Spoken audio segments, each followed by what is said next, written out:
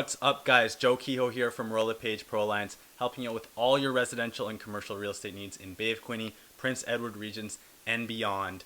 Different office this week, which it seems to be like every week now I have a different office, so I'm here this week. I don't know where I'll be next week. Renovations are turning my life upside down, it seems. So anyway, to the video. This week's video will be about the Bank of Canada rate announcement that happened on Wednesday, July 12th, 2023. They decided to increase rates a quarter basis point, which is the 10th time since March of 2022 that they've decided to increase rates. So we'll talk about what this means for Canada as a whole, their economy, and the housing market. Many people shouldn't find this as a surprise. A lot of economists and people who have a pulse on the housing market saw this coming, and Bank of Canada kind of alluded to it, whereas they're still alluding to there may be another increase in September. So let's get into the video. Why did Bank of Canada increase rates for the 10th time since March of 2022, bringing the overnight rate to 5%, which is the highest since 2001? Well, two main reasons here: inflation numbers and job numbers. So inflation came in at 3.4%, which is 1.4% off the target of 2%. So we still have a bit of a spread there. I don't know if we can get back down to 2%. With all the money printing that went on, maybe 2.5%, 3% is the new norm. Obviously, that's not ideal, but do we want to crush the economy, get back to 2% inflation? That's yet to be seen. I'm not an economist. Good news is we're down from 8.1% peak inflation, which we had in the summer of 2022. So these rate hikes do seem to be working. Less consumer spending, less discretionary spending, bringing that inflation number down.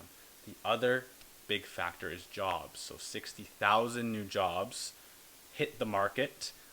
Unemployment did tick up to 5.4%. Unfortunately, I think we'll need to see these unemployment numbers get a little bit higher. The thing with these rate increases is, unfortunately, there's going to be a few people that really get burned.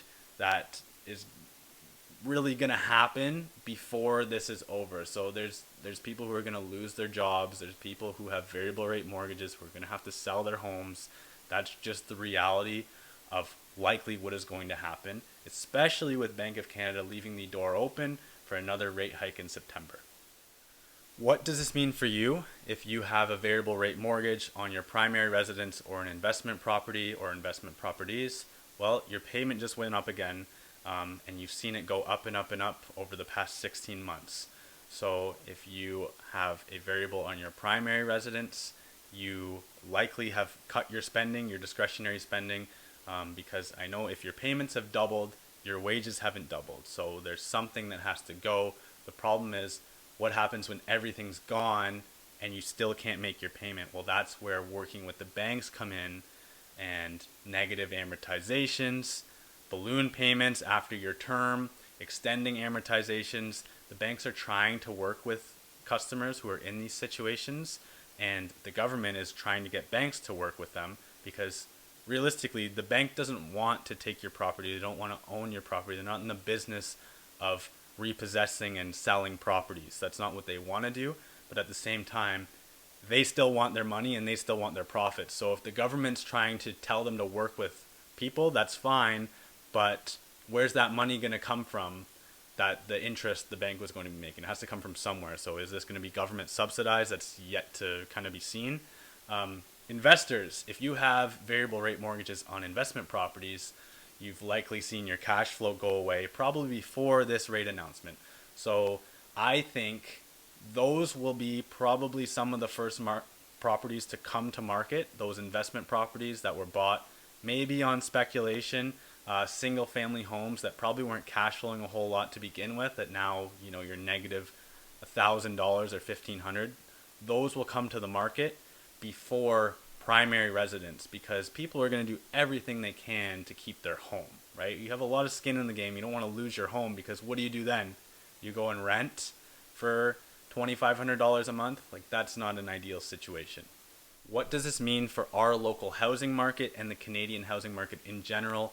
Although you can't put a blanket over the Canadian housing market because real estate is very localized. But let's take our market for instance, like the Belleville, Quinte West, Brighton, Kingston, Prince Edward County is kind of an anomaly, but we've been pretty much up in benchmark price since December of 2022. We've had multiple rate increases since then. So prices are on the rise and rates are on the rise. Your mortgage payment becomes more expensive. Borrowing power goes down.